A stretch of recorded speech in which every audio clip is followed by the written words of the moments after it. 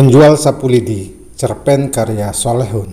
Tidak seperti biasanya, sarapan pagi Bik Minah kali ini tidak berselera. Dia benar-benar galau. Dia tidak bernafsu menelan buliran nasi goreng suguhan Ratih putri tunggalnya. Segelas teh manis hangat kesukaannya pun tak kunjung diteguk. Ranti telah berulang kali membujuknya, namun gelas teh itu tak kunjung menyentuh bibir keringnya. Sang ibu yang telah menjanda sekitar 10 tahun ini justru tertarik untuk mengupas mimpinya semalam. Di tengah himpitan rasa penasaran dan khawatir, dia tak henti mencari makna mimpinya.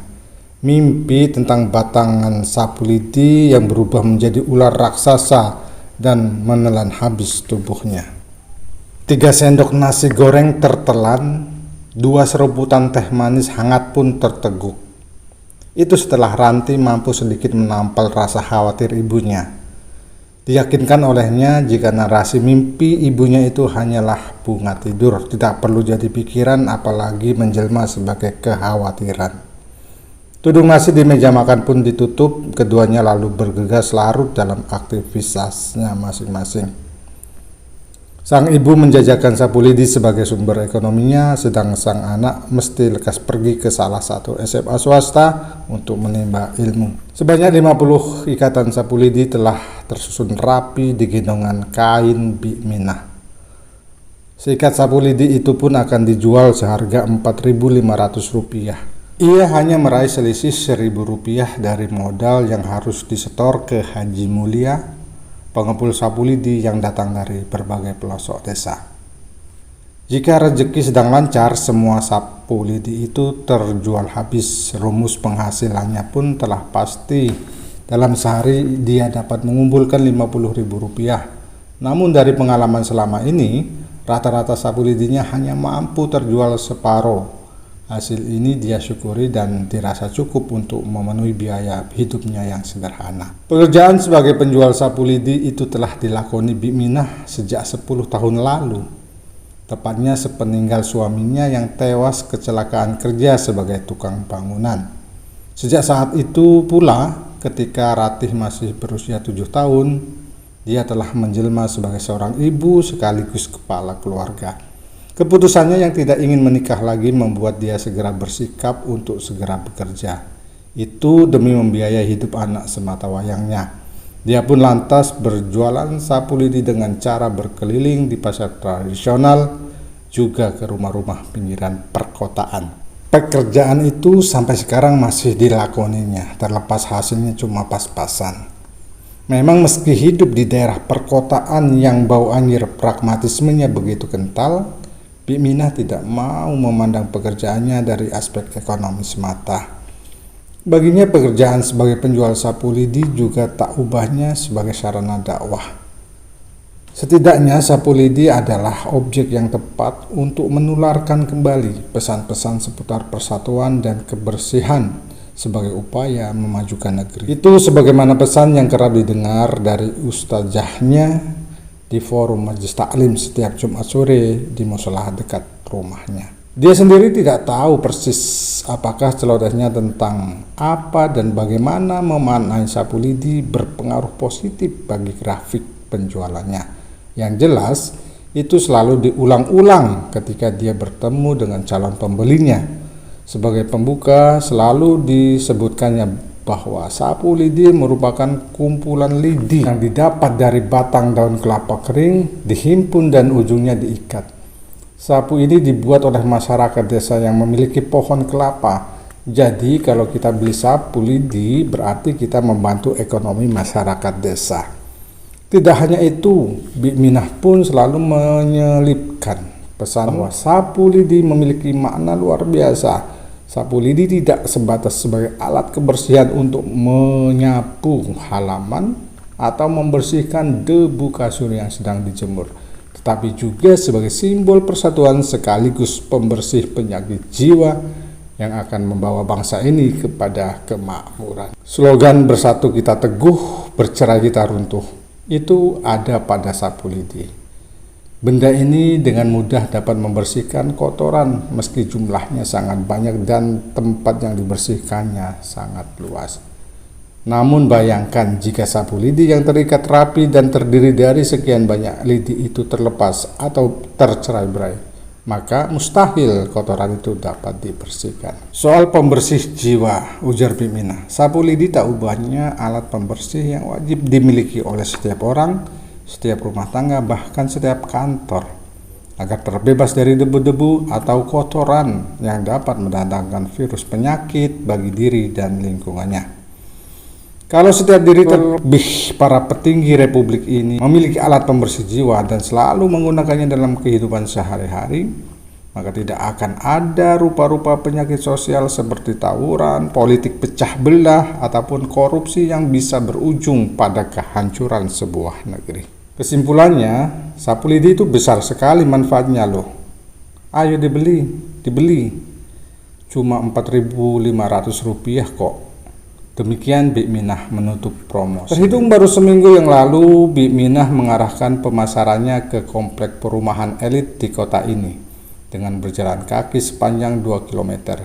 Itu semata atas arahan Haji Mulia. Katanya ini sebagai strategi baru dalam bisnis sebab selama ini belum ada yang menggarapnya. Proyeksi sang bos, pasti sapu lidinya bakal laku keras di lokasi ini. Bik Minah pun bersemangat menerimanya. Dia hanya membayangkan semakin banyak sapu lidi yang terjual, berarti penghasilannya akan semakin meningkat. Tak seperti hari-hari sebelumnya, pagi ini langkah Bik Minah ke komplek perumahan elit terasa begitu gontai. 50 ikatan sapu lidi yang tersusun rapi di gendongannya seakan telah menjelma sebagai seekor gajah. Buliran keringat sebesar biji jagung pun tak henti menembus pori-pori kulitnya. Dia tak tahu pasti apa penyebabnya. Kalau soal bayang-bayang sapu lidinya bakal kembali tak laku seperti 7 hari yang lalu, jelas itu bukan masalah, sebab Haji Mulia tidak mempersoalkannya. Dia tetap akan memberinya upah yang wajar, mengingat berjualan di komplek perumahan elit ini dianggapnya sebagai bagian dari eksperimen perluasan bisnisnya. Jika soal sikap anggota security dan anjing penjaga perumahan yang terlalu bersemangat menghalanginya, itu juga bukan masalah. Dia anggap sikap itu sebagai salah satu standar operasional prosedur keamanan perumahan yang memang harus dijalankan. Lantas karena apa? Oh, mungkin karena bayangan wajah sinis penghuni perumahan yang menganggapnya sebagai pengemis, penjahat yang menyamar, atau penolakannya atas sapu lidi karena identik dengan simbol kuno dan deso, sehingga dibutuhkan mereka bukan sapu lidi tetapi alat pembersih modern seperti vacuum cleaner atau super mop. Untuk bayang-bayang yang terakhir ini dia juga tak patah arang, sebab hal itu justru menjadi pemicu semangatnya agar bisa mengarahkan warga perumahan membeli sapu lidi. Kegontaian dan kekosongan jawaban atas penyebabnya itu tidak menghalangi Bik Minah untuk tiba di komplek perumahan elit. Sesuai standar prosedur, kedatangannya pun langsung disambut halangan anggota security dan anjing galaknya. Dia lagi-lagi beruntung bisa melewati rintangan itu setelah mampu kembali mengulang argumentasi penjualannya demi sesuap nasi dan menghidupi keluarga yang ditinggal mati suaminya, ujarnya. Kegalakan sang penjaga pun larut tergerus ibah. Bik Minah tak menyia-nyiakan peluang itu untuk segera menyisir rumah-rumah warga dengan tenaga yang tersisa. Setidaknya butuh waktu setengah jam baginya untuk menanti bunyi bel setiap rumah yang ditombolnya, yang kerap kali beriringan dengan suara longlongan anjing. Berhasil hadirkan pembantu atau penghuni rumah untuk menghampirinya di luar pagar. Bahkan tidak sedikit bel rumah itu yang tidak bersahut. Sepanjang usaha penjualan Bik Minah yang bersahut dengan warga perumahan hari ini hampir tiada beda dengan nada hari-hari sebelumnya. Sampai akhirnya dia berlabuh di depan sebuah rumah yang paling besar dan paling mewah di komplek ini. Terlihat ada 5 buah mobil mewah berderet di halaman dalamnya. Setelah hampir 1 jam menanti, akhirnya dengan berbatas pagar, Bik Minah didekati seorang lelaki parubaya. Tubuhnya tegap, rambutnya cepak, dan setelannya necis.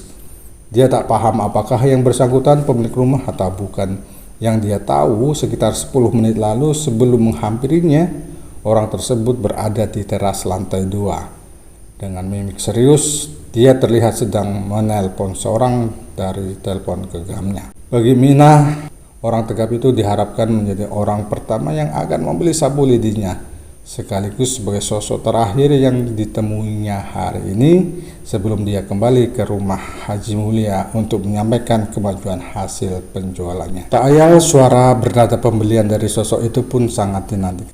"Hei kamu, pura-pura tolol atau bego? Jelas-jelas kami warga perumahan elit tidak butuh sapu lidi, tetapi kamu masih berjualan di sini. Cepat pergi!" Sergahnya yang ternyata tidak sejalan dengan harapan Bik Minah. Bik Minah tidak beringsut. Dia pun mencoba menyahut. "Walau tidak butuh dan tidak mau beli, tapi saya yakin warga di sini tidak akan sampai melupakan sapu lidi, Pak. Seperti juga di luar sana, warga perumahan elit ini secara nurani pasti tetap rindu persatuan, tetap ingin bersih, tetap ingin terbebas dari berbagai penyakit hati, agar kondisi kehidupan ini damai dan tentram. Jadi tolong tetap hargai sapu lidi." Sahutan tersebut berbuntut ketersinggungan lelaki tegar itu. Sambil memukul pagar dia berjalan. "Jangan lancang, Anda itu tidak ubahnya seorang gembel. Sangat tidak layak untuk ceramai kami. Pergi!" Bik Minah belum mau pergi. Dia masih mencoba untuk berdialog, hingga akhirnya tanpa diduga lelaki itu justru mendahulunya dengan teriakan, "Maling! Maling!" Teriakan itu tak ubahnya seperti sinyal seluler yang cepat tersambung. Dalam hitungan detik, tidak kurang 10 aparat security dan anjingnya tiba-tiba muncul. Mereka keluar dari balik rumah yang berada di tempat samping rumah lelaki tegap itu. Gesekan suara pentungan, derap sepatu laras, dan gonggongan anjing berbaur membahana menggetarkan jalan perumahan. Bik Minah pun lari ketakutan. Dia tak sempat lagi berpikir untuk melepaskan sapu lidi dari gendongannya. Tidak terlalu jauh dari rumah itu, larinya harus terhenti akibat terjerambab di selokan. Pandangannya pun tiba-tiba gelap. Dia sungguh tidak tahu apa yang terjadi pada dirinya saat itu.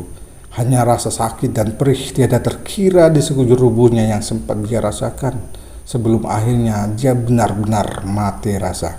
Besok harinya dia menjadi headline sejumlah koran lokal. Pencuri berkedok penjual sapu lidi tewas digigit anjing.